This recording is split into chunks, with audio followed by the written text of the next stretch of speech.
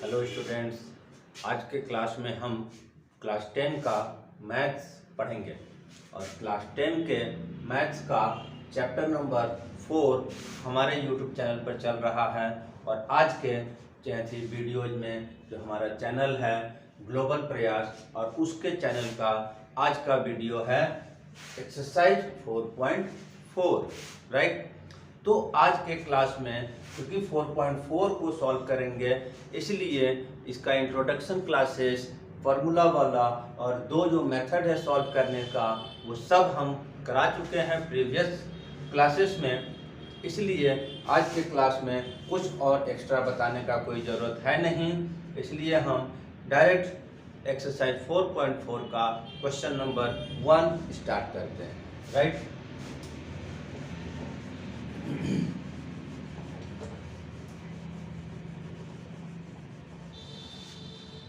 इसमें सॉल्व करना है, क्वाड्रेटिक इक्वेशन को सॉल्व करना है। और हर एक्सरसाइज में ये 4.4 में क्वेश्चन को थोड़ा अलग ढंग से पूछा गया है, जैसे कि कंडीशन अप्लाइड किया हुआ है। Find the nature of the roots of the following quadratic equation if the real root exist. हमने एक चीज बता चुके हैं पहले ही कि क्वाड्रेटिक इक्वेशन का नेचर ऑफ रूट के बारे में, कि जो डिस्क्रिमिनेंट हम निकालते हैं जिसका फॉर्मूला है ये, ठीक है। तो इसका हम बता चुके हैं कि डी की वैल्यू अगर 0 से बड़ा है, 0 या 0 से बड़ा है, तो वो रियल रूट एग्जिस्ट करेगा, अदरवाइज रियल रूट एग्जिस्ट नहीं करेगा, ठीक है। क्लियर है। तो हम सीधा इसमें क्वेश्चन को सॉल्व करते हैं। तो हमारा क्वेश्चन नंबर 1 जो है 2x² minus 3x, 2x² minus 3x plus 5 equal to 0। तो सबसे पहले हमको नेचर ऑफ द रूट पता करना है कि रियल रूट एग्जिस्ट कर रहा है कि नहीं कर रहा है। तो उसके लिए हमको a equal to 2, b equal to -3 and c equal to 5 क्या है, कोफिशिएंट जो है इसमें, जो कांस्टेंट टर्म है उसको हमने लिख लिया। a की वैल्यू 2, b की वैल्यू -3, c की वैल्यू 5। सबसे पहले हम b निकालेंगे। b² माइनस 4ac होता है d, जिसको कि डिस्क्रिमिनेंट भी बोला जाता है, ठीक है। -3, 2 एंड 5, ठीक है। -3 का स्क्वायर क्या हो जाएगा, +9, 4 2 जा 8 इंटू 5 40, जो कि सॉल्व करके -31 आ गया। और -31 का मतलब हो गया कि ये लेस देन 0 है। नेगेटिव आने का मतलब है कि लेस देन 0 है। तो लिखेंगे since d is less than 0, therefore real root does not exist. और इसका ये क्वेश्चन यहीं पर स्टॉप, क्योंकि ये सॉल्व नहीं हो पाया, ठीक है, राइट।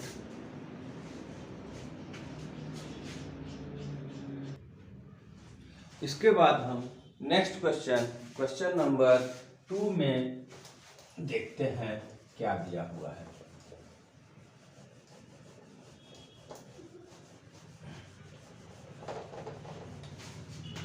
क्वेश्चन नंबर 2 में भी हमारे पास एक सिंपल क्वाड्रेटिक इक्वेशन दिया हुआ है। क्या है, 3x² minus 4√3x, 3x² minus 4√3x plus 4 equal to 0। फिर यहाँ पर हम जो a b c कोफिशिएंट है उसको हम नोट करेंगे। a की वैल्यू 3, b की वैल्यू -4 -4√3, c की वैल्यू 4।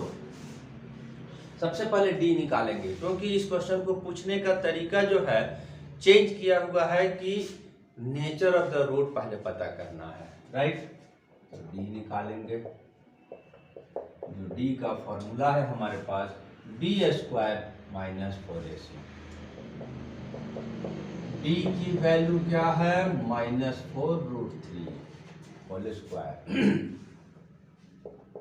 4 ए की वैल्यू क्या है 3, सी की वैल्यू क्या है 4। नेक्स्ट आगे सॉल्यूशन, -4 स्क्वायर हो जाता है 16, √3 का स्क्वायर हो जाता है 3। इसको मल्टीप्लाई करेंगे 4 × 3 12, 12 × 4 48। ठीक है, क्या वैल्यू आ गया, डी की वैल्यू 0 आ गया।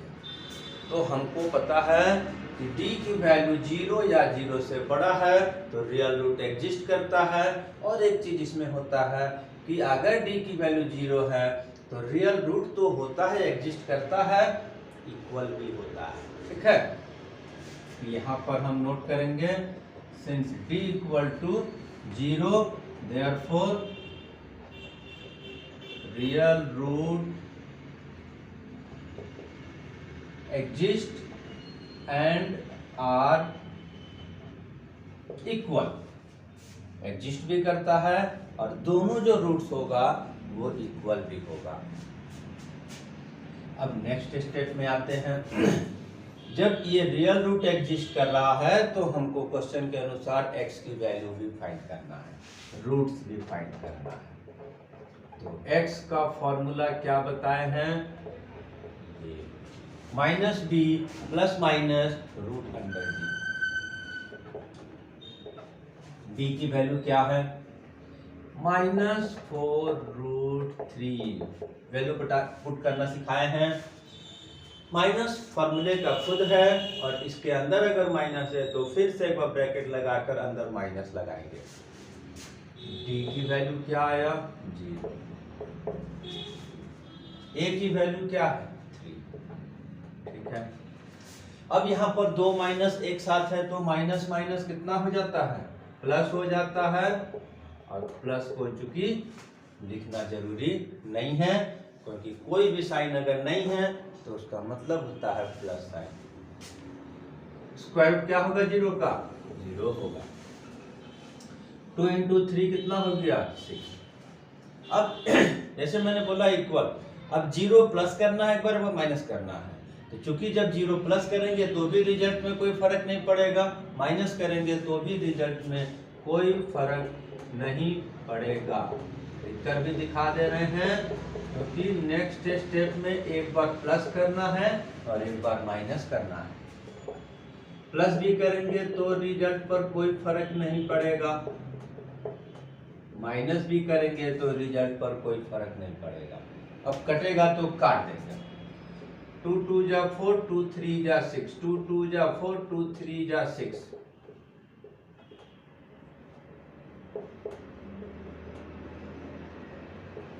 ये आंसर हो गया। किताब में क्वेश्चन इसका आंसर अलग ढंग से लिखा हुआ है, हालांकि मेरे अनुसार वो गलत है। क्योंकि कभी भी हम लोग क्वेश्चन को बनाते हैं तो डेनोमिनेटर को रैशनलाइज करके लिखते हैं और उसके अंदर नीचे में √3 दे दिया गया है। कोई नहीं, ये भी आंसर और वो भी आंसर सेम है, लिखने का फॉर्मेट अलग है बस। ठीक है, अब नेक्स्ट स्टेप में हम नेक्स्ट क्वेश्चन को बनाएंगे।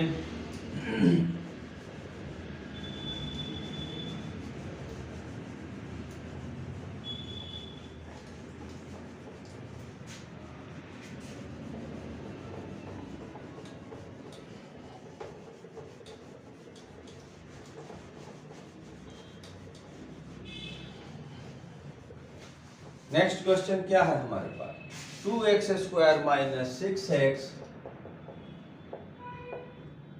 2x² - 6x + 3 = 0। फिर हम वही उसी तरह से काम करेंगे। a = 2 लिखेंगे, b b इक्वल टू -6 लिखेंगे, c इक्वल टू 3 लिखेंगे। फिर उसी तरह से हम पहले b को फाइंड करेंगे, d का वैल्यू फाइंड करेंगे। डिस्क्रिमिनेंट का जो फॉर्मूला होता है वो होता है b² - 4ac। b की वैल्यू -6, a की वैल्यू 2, c की वैल्यू 3, राइट। 6 का स्क्वायर 36, 4 2 जा 8, 3 जा 24, जिसकी वैल्यू आ गया 12। यहाँ भी हमारे पास d की वैल्यू 0 से ग्रेटर है, देयरफॉर रियल रूट एग्जिस्ट करेगा। Since d is greater than 0, therefore real root exist. और चूंकि 0 के बराबर नहीं है तो इक्वल नहीं होगा, अनइक्वल होगा। ठीक है। नेक्स्ट स्टेप में हम फिर अब जब रियल रूट है इसका तो हम इसको सॉल्व करेंगे। क्या आएगा? फॉर्मूला वही x का क्वाड्रेटिक फॉर्मूला जो -b plus minus √d/2a। Value put कर देंगे। c की वैल्यू कितना है? फिर यहाँ पर -6 है तो ब्रैकेट लगाकर फिर एक बार -6 लगेगा।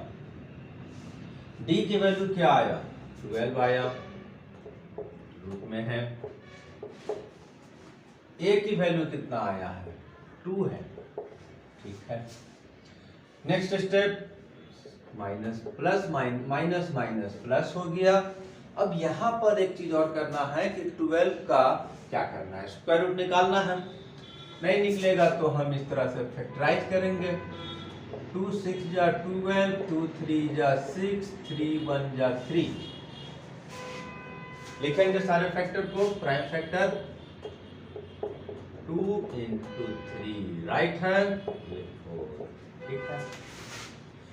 स्क्वायर रूट का मतलब होता है कि जो डबल डबल का जो पेयर है उसको एक एक करके बाहर करेंगे। 2 पेयर में है, 1 टाइम बाहर लिख देंगे और जो सिर्फ सिंगल रहेगा वो स्क्वायर रूट के अंदर ही रहेगा। ठीक है। और एक स्टेप इसमें करेंगे। चूंकि हमारे पास 2 कॉमन हो रहा है, हम कॉमन ले लेंगे दोनों में से। तो यहाँ से 2 कॉमन लिए, 3 आया, यहाँ से 2 कॉमन हो गया, हट गया, यहाँ पर √3 बच गया, नीचे तो 4 पहले से है। 2 2 जा 4। ठीक है। अब एक बार प्लस और एक बार माइनस। तो एक बार प्लस करेंगे, एक बार माइनस करेंगे और ये दोनों फाइनल आंसर हो गया। अगर हम इसको आगे भी सॉल्व करना चाहते हैं तो √3 की वैल्यू 1.732 होता है, उसकी वैल्यू पुट करेंगे और आगे भी सॉल्व कर सकते हैं। मतलब डेसिमल के रूप में आंसर ला सकते हैं, लेकिन यहाँ कोई जरूरी नहीं है क्योंकि इसी आंसर को एनसीईआरटी के बुक में दिया हुआ है आंसर में। ठीक है। अब इस तरह से हमारे पास क्वेश्चन नंबर 1 का जो 3 क्वेश्चन था वो तीनों सॉल्व हो गया। ठीक है। अब इसके बाद हमारे पास आता है क्वेश्चन नंबर 2। फिर वो हमारे पास अभी एक नया पैटर्न का क्वेश्चन आ रहा है इस चैप्टर के अनुसार। वहां हमको x की वैल्यू सॉल्व करने के लिए नहीं बोला जा रहा, क्या निकालने के लिए बोला जा रहा है? Find the value of k for each of the following quadratic equation so that they have equal root। अभी इक्वल रूट के बारे में हमने जिक्र किया। पहले क्वेश्चन दिखा देते हैं तब ज्यादा अच्छा से समझ में आएगा। 2x² + kx + 3।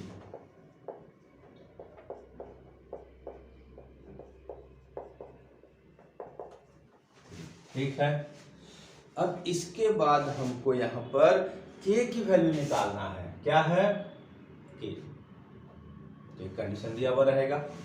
जब इस तरह का क्वेश्चन रहेगा कि इक्वेशन में से ही कुछ कोफिशिएंट टर्म जो है उसकी वैल्यू को निकालना होगा तो रूट्स के बारे में जानकारी दिया हुआ होगा।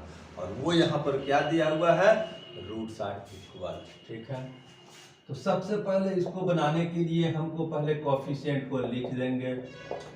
ए की वैल्यू 2 है, बी की वैल्यू k है, सी की वैल्यू 3 है। ठीक है, सबसे पहले हम डिस्क्रिमिनेंट को निकाल लेंगे। ठीक है,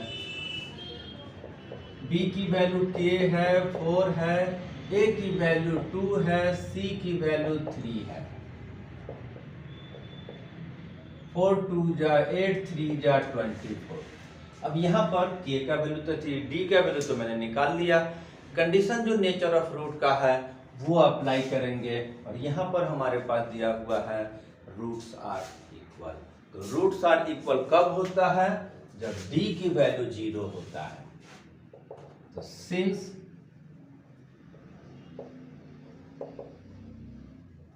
roots are equal, therefore d की वैल्यू क्या हो जाएगा, 0 हो जाएगा। अब ये d की वैल्यू 0 से इक्वेट करके हम वहां पर से k की वैल्यू को फाइंड कर देंगे। हम क्या निकाले हैं, k माइनस 24 आया है d की वैल्यू। अब यहाँ पर दिख गया कैसे बनेगा, k का वैल्यू आ जाएगा हमारे पास।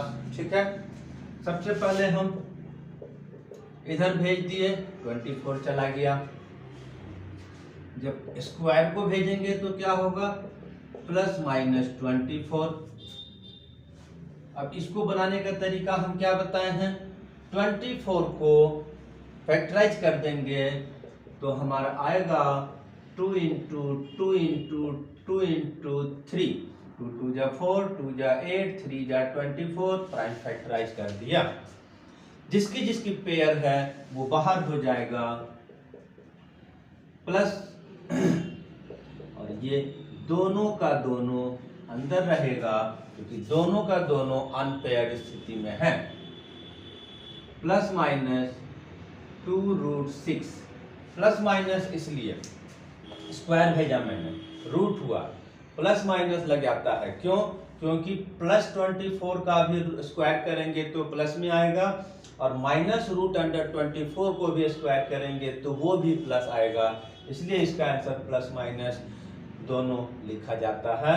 और इसको फैक्टराइज करेंगे, पेयर वाले को बाहर करेंगे, बाकी लास्ट स्टेज में अंदर का नंबर मल्टीप्लाई करेंगे और वैल्यू आ गया k का प्लस माइनस 2√6। राइट,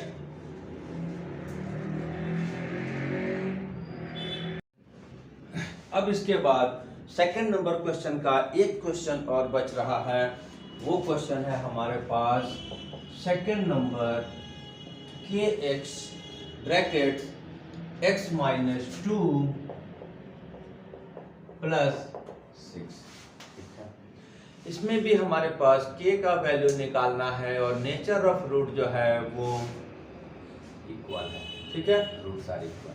तो यहाँ पर हमारे पास चूंकि क्वाड्रेटिक फॉर्म में इक्वेशन ही नहीं दिया हुआ है, ठीक है, तो क्या करेंगे, तो सबसे पहले थोड़ा सा सॉल्यूशन करेंगे और इसको हम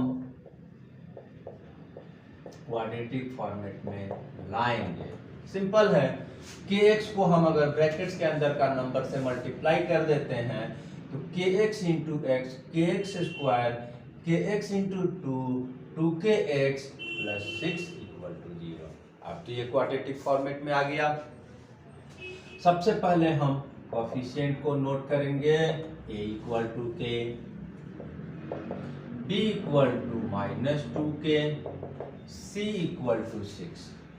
फिर हम d निकालेंगे पहले, b square minus 4ac। b की वैल्यू क्या है, माइनस 2k।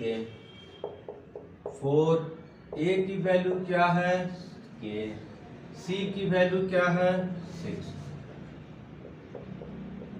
4k स्क्वायर, 6 4 जा 24k। अब यहाँ पर हमारे पास दिया हुआ है कि रूट्स आर इक्वल, तो रूट्स आर इक्वल रहने पे क्या होता है, सिंस रूट्स आर इक्वल, तो डी की वैल्यू हमारा 0 होता है, और यही कंडीशन लगाने के बाद ही के का वैल्यू निकाल पाएंगे। क्या आया है डी की value 4k square 24k equal to 0। ये भी एक इक्वेशन फॉर्म होगा, जैसा कि पिछले बार भी फॉर्म हुआ था, इस बार भी होगा। बन गया डायरेक्ट तो तुरंत ठीक, नहीं तो फिर कुछ कंडीशन है। कंडीशन क्या है, क्योंकि क्वाड्रेटिक फॉर्मेट में है तो या तो फैक्टराइजेशन लगा देंगे, ठीक है।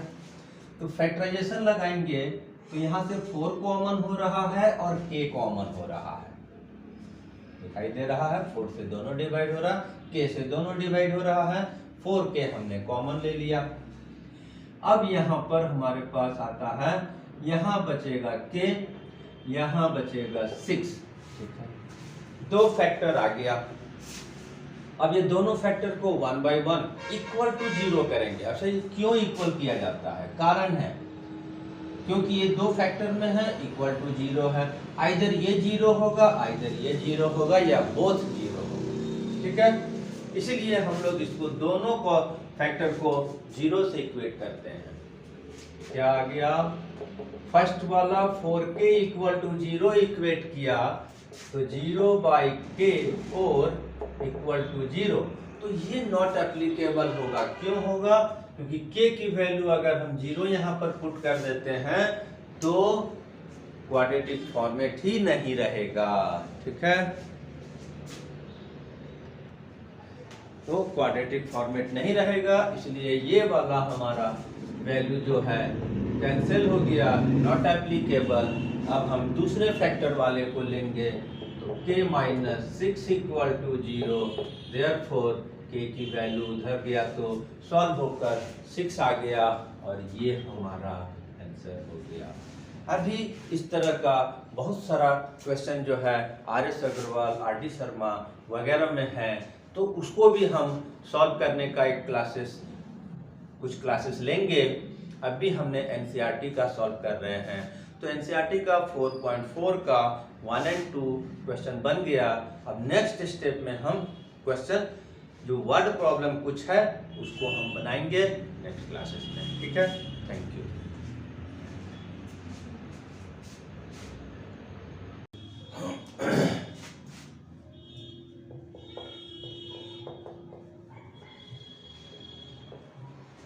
Question number 3 words problem, situational problem है, और इसमें हमारे पास कुछ कंडीशंस दिया हुआ है, और अगर इसको थोड़ा सा अलग ढंग से पूछा भी गया है कि इज इट पॉसिबल और नॉट, ठीक है। तो इज इट पॉसिबल और नॉट का कहाँ यूज होगा, क्या यूज होगा, वो भी हम बताएंगे।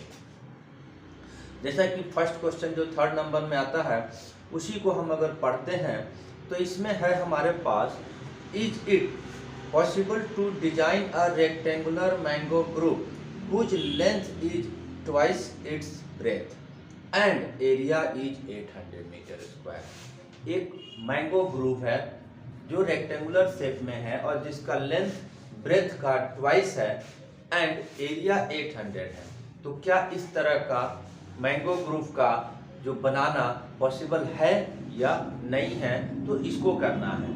तो हम सबसे पहले सिचुएशन को पढ़ते हुए और समझते हुए हम इसको एक इक्वेशन के रूप में फॉर्म करेंगे, ठीक है। तो फर्स्ट कंडीशन ही हमारे पास क्या दिया है, length is twice its breadth. That means हम लेट किसको करेंगे, ब्रेथ को करेंगे।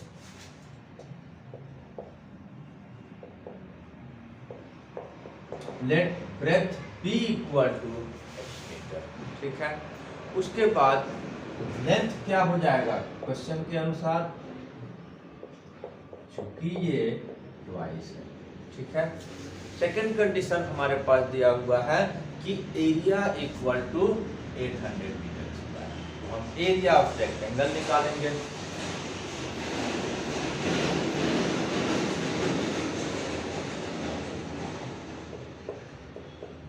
रेक्टेंगल का एरिया का क्या फॉर्मूला होता है, लेंथ इनटू ब्रेथ, ठीक है। तो यहाँ पर हमारा ये 2x है और ये x, ठीक है। और अकॉर्डिंग टू क्वेश्चन ये हमारे पास 800 का जिक्र किया हुआ है, ठीक है। एरिया इक्वल टू 800 दिया हुआ है। अब हम इसको सॉल्व करेंगे तो यहाँ पर बहुत ज़्यादा लंबा चौड़ा और कॉम्प्लिकेटेड इक्वेशन नहीं आया, सीधा ये 2x plus x 2x into x equal to 2x square हो गया इक्वल टू 800 हो गया, और यहीं से हम इसको सॉल्व कर देंगे। 800/2 दैट मीन्स कट के आ गया 400, और जब x को उधर भेजेंगे, स्क्वायर को उधर भेजेंगे तो प्लस माइनस 400, ठीक है।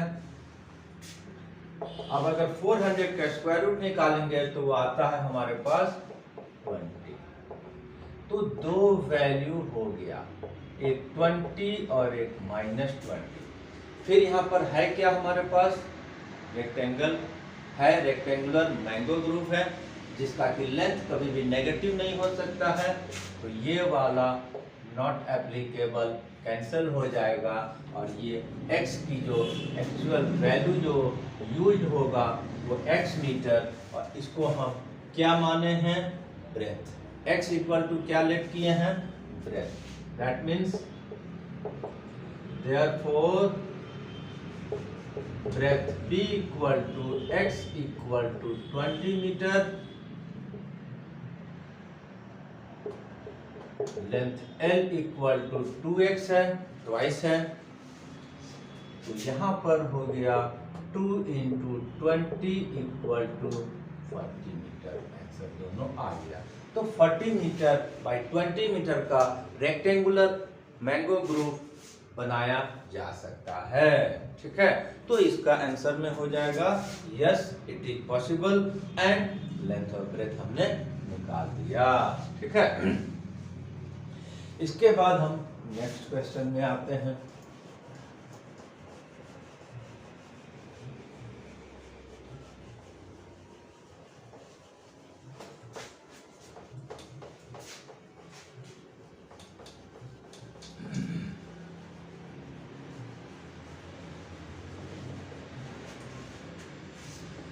नेक्स्ट क्वेश्चन नंबर हमारे पास 4 है, ठीक है।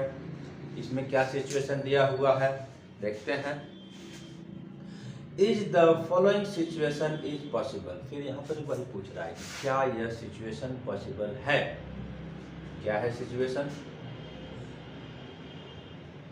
इफ सो, अगर पॉसिबल है तो डिटरमाइन देयर एज। अब हमारे पास सिचुएशन क्या दिया है वो देखते हैं। तो इसमें हमारे पास दिया है the sum of age of 2 friend is 20 year. 2 friend है, उनके एज का सम 20 ईयर। ये तो पॉसिबल दिखता है कि 20 ईयर किसी का भी, किसी का 4, किसी का 16, किसी का 15, किसी का 5 हो सकता है। तो फर्स्ट कंडीशन के अनुसार तो पॉसिबल दिखाई देता है। 4 years ago their product in years was 48। अब 4 साल पहले उन लोगों के एज का जो मल्टीपल है, प्रोडक्ट है, वो हमारा 48 ईयर है, और ये हो रहा है कि नहीं हो रहा है, ठीक है। तो फिर से हम यहाँ पर किसी भी एक फ्रेंड का let age of one friend equal to हम x ईयर ले लेंगे। दोनों के एज का सम क्या है 20 ईयर। तो एक का एज का हम अगर x ईयर ले लेंगे तो सेकंड वाले का एज कितना हो जाएगा, एज ऑफ अदर फ्रेंड कितना हो जाएगा 20 माइनस x ईयर, ठीक है। अब यहाँ पर हमने एक क्यों किया, सम 20 है, x माइनस कर देंगे, दूसरे वाले का एज निकल गया, ठीक है। अब इसमें हमको 4 साल पहले 4 इयर्स एगो का एज का प्रोडक्ट, तो दोनों का 4 इयर्स पहले का एज हम निकाल लेंगे। 4 ईयर एगो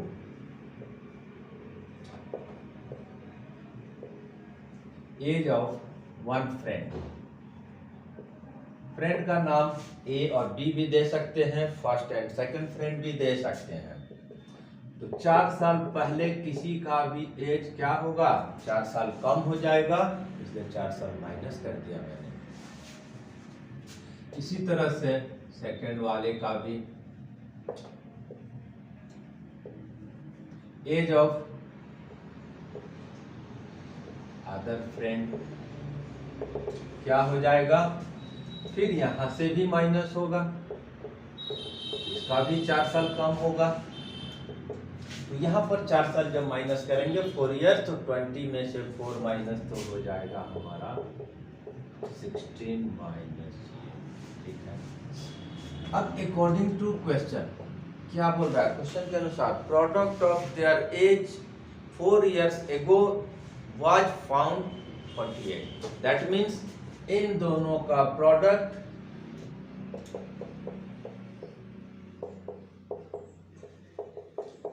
48। ये सेकंड सिचुएशन को मैंने अप्लाई कर दिया।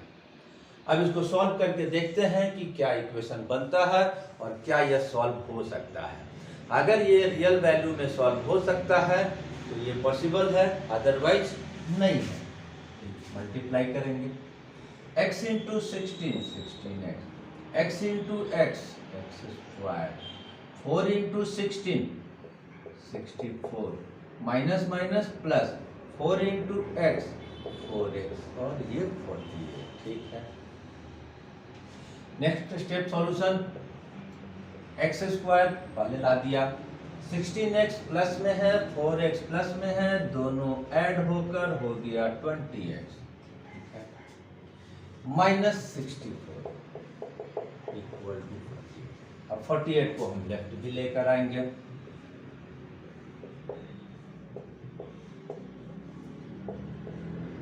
तो इधर आएगा तो ये माइनस में आएगा। नेक्स्ट स्टेप 20x दोनों प्लस हो जाएगा, 8 4 12 6 4 10 1 11, ये आंसर आ गया। ये फाइनल इक्वेशन आ गया। अब इसको सॉल्व करने से पहले चूंकि एक्स स्क्वायर में माइनस का साइन आ गया है, इसको सॉल्व करने में थोड़ा सा डिफिकल्टीज आता है, तो इसको दूर करने के लिए हम इसका माइनस साइन को एलिमिनेट करेंगे।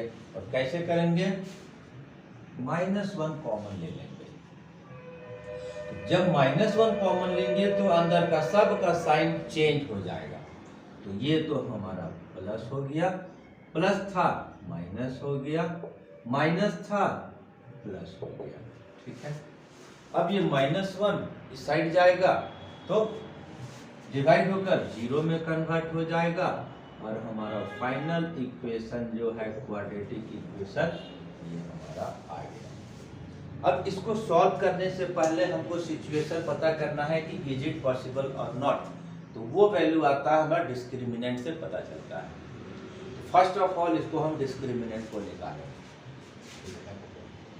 तो उसके लिए हम कोफिशिएंट फाइंड करेंगे, a equal to 1, b equal to -20, c equal to 112।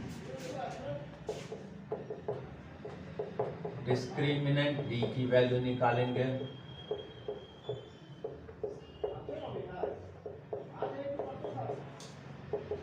ठीक, 20 स्क्वायर आ गया 400, ये आ गया 448। तो ये क्या आ गया, d की वैल्यू हम देख रहे हैं कि माइनस में नेगेटिव आ गया, और d की वैल्यू नेगेटिव में आता है तो रियल वैल्यू में सॉल्यूशन नहीं होता है। Therefore, since d less than 0, therefore real root does not exist। अब एग्जिस्ट नहीं कर रहा है, इसका मतलब है कि it is not possible to have this type of situation. ठीक है, तो इसमें क्या बोला, इट इज नॉट पॉसिबल। पूछा इज इट पॉसिबल टू, क्या बोला था, सिचुएशन। तो ये इस तरह का सिचुएशन पॉसिबल नहीं है जो क्वेश्चन में कंडीशन दिया हुआ है। ठीक है, इसके बाद हमारा क्वेश्चन नंबर आता है 5।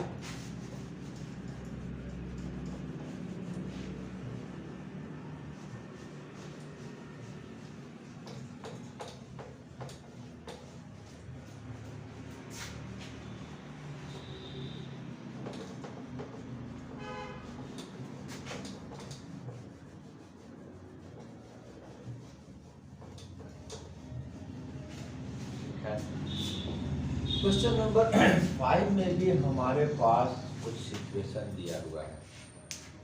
फिर यहाँ बोलता है is it possible to design, जैसा कि इस क्वेश्चन में हमने पहले ही बता दिया था इस एक्सरसाइज में कि इज इट पॉसिबल करके ही क्वेश्चन दिया हुआ है। ठीक है, तो is it possible to design a rectangular park of perimeter 80 metre and area 400।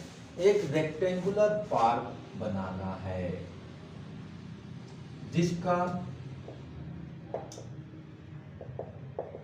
Perimeter 80 metre, area 400। ऐसा पॉसिबिलिटी है कि नहीं है इसको पता करना है, और अगर है तो इसका लेंथ और ब्रेथ पता करना है, फाइंड करना है। ठीक है, तो यहाँ पर हम थोड़ी देर के लिए लेंथ को x और ब्रेथ को y लेट कर लेंगे। ठीक है, let length L equal to x metre,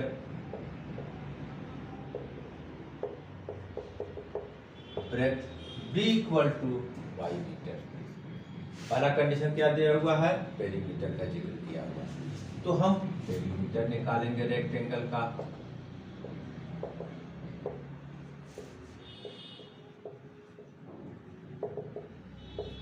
two into length plus breadth, तो ये हमारा 80 दिया है और 2x प्लस y। ठीक है, सॉल्व कर देंगे थोड़ा सा, तो ये 2 इधर आ गया, डिवाइड में आया, कैंसिल हो गया, 40 आ गया, पलट दिए, x plus y equal to 40 हो गया। x या y का किसी का वैल्यू हम यहाँ से सॉल्व कर लेंगे थोड़ा सा। ये इक्वेशन नंबर 1 आ गया। ठीक है, एक तो पेरीमीटर से थोड़ा सा हम सॉल्यूशन कर लिए। दूसरा सिचुएशन हमारे पास एरिया का जिक्र किया है कि 400 है, तो हम इसके बाद एरिया निकालेंगे। किसका, रेक्टेंगल का। एरिया ऑफ रेक्टेंगल फॉर्मूला क्या होता है, लेंथ इनटू ब्रेथ। यहाँ पर एरिया हमारे पास कितना दिया है, 400। लेंथ कितना लेट कर लिए हैं, निकाल लिए हैं, लेंथ है x, ये है y। इसके बाद का कंडीशन क्या है, 400 x और लेंथ को हमने जैसे y का जो सॉल्यूशन किया है तो 40 माइनस x आया है, और ये y का वैल्यू वहां पर हम सब्स्टिट्यूट कर देंगे, 40 माइनस x। सॉल्व करेंगे, इक्वेशन बनेगा, ये हो गया 40x, ये हो गया x²। दोनों टर्म को लेफ्ट से राइट से लेफ्ट लेकर आएंगे, साइन चेंज हो जाएगा, माइनस था प्लस हो गया, प्लस था माइनस हो गया, और ये तो यहीं पर है, एग्जीक्यूट कर दिया। अब हमारा ये जो क्वाड्रेटिक इक्वेशन आया है ये रियल वैल्यू में सॉल्व हो सकता है कि नहीं हो सकता है, इसका पता हमको डिस्क्रिमिनेंट निकालने के बाद होगा या फाइनली सॉल्व करने के बाद होगा। तो पहले हम इसको डिस्क्रिमिनेंट निकालेंगे। उसके लिए हम a का वैल्यू यहाँ पर 1 है, b की वैल्यू 40 है, c की वैल्यू 400 है। अब d की वैल्यू, तो d क्या होता है formula, b² minus 4ac। d हमारे पास क्या है, 4, 1 एंड 4। तो यहाँ पर 40² अगर करेंगे तो 1600 होगा, और ये मल्टीप्लाई करेंगे तो ये भी 1600 होगा, और माइनस करके हमारा 0 आ गया। तो 0 आया तो क्या होता है, रियल वैल्यू सॉल्व होता है। सिर्फ 0 से छोटा रहेगा डिस्क्रिमिनेंट तब नहीं होगा। तो यहाँ पर आगे सॉल्यूशन होगा, since d equal to 0 therefore real root exist, और तब हम x का जो फॉर्मूला है क्वाड्रेटिक के लिए वो हम यूज करके सॉल्व कर देंगे। हो गया। ये हमारा b का वैल्यू क्या है, -40 प्लस माइनस d की वैल्यू हमारा 0 आया, 2 into 1, ठीक है। अब यहाँ पर प्लस हो गया और 0 की स्क्वायर रूट 0 होता है, नीचे 2। अब प्लस माइनस 0 इफेक्ट नहीं पड़ेगा, करके फिर भी दिखा देते हैं क्या होगा। 40 प्लस 0/2, 40 माइनस 0/2, तो इसका हमारा आ गया x की वैल्यू 40/2, 40/2, 20, 20, तो ये आ गया हमारा 20 एंड 20। दो वैल्यू आया, दो वैल्यू आया नहीं, दोनों सेम है, यानी कि एक ही हो गया। इसलिए x हम क्या लेट किए हैं, लेंथ लेट किए हैं, तो therefore length equal to x equal to 20 metre, ये निकल गया। ब्रेथ इक्वल टू क्या होगा,